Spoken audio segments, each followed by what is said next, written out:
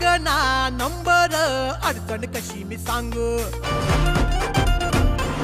घरट्याच्या बाहेर अजून किती मी थांबू.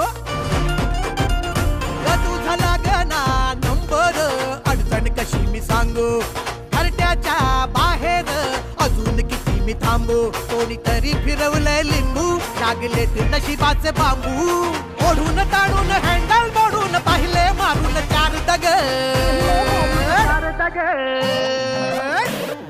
लचांड झालं या चिवताई चिवताई दारुगड. अंगाशी आलं या चिवताई चिवताई दारुगड.